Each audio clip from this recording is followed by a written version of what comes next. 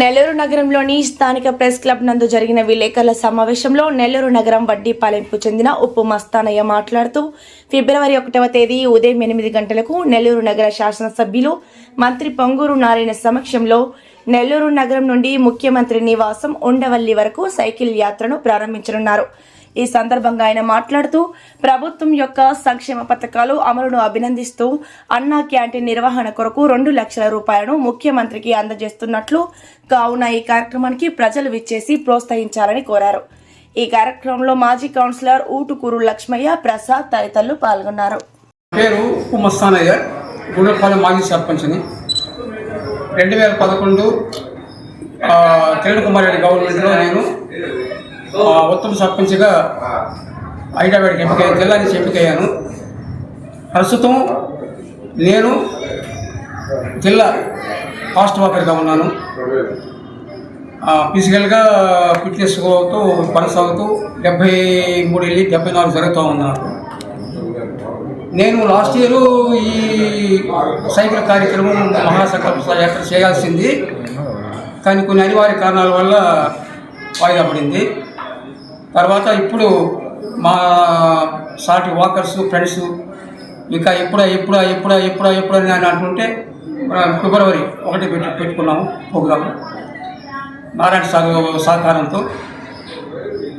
ఆయన వాయిదా పడడం నా వల్ల పొరపాటే, కానీ ఆయన ఏమీ కుదరలేదు.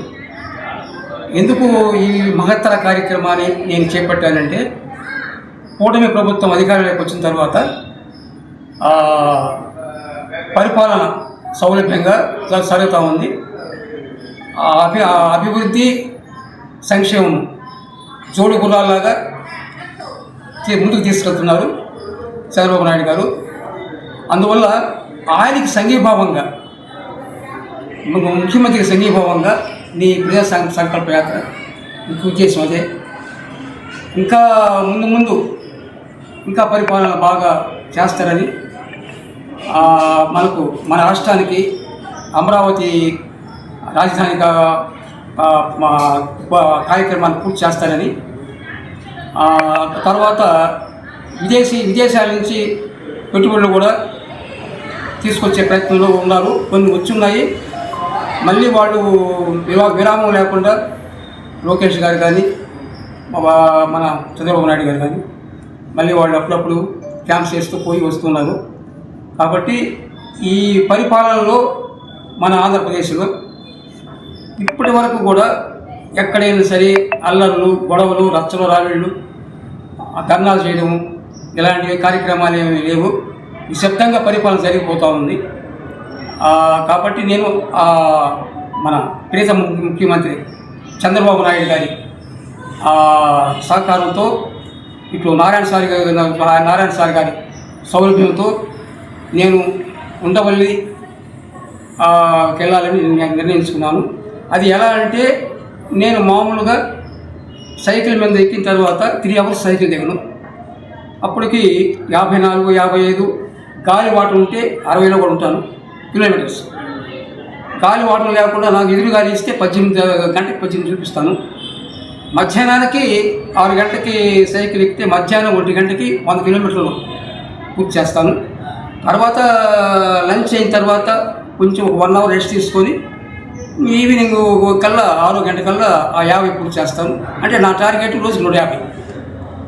రేపు ఈ కార్యక్రమంలో 8 గంటలకు పెట్టాము ప్రోగ్రాము.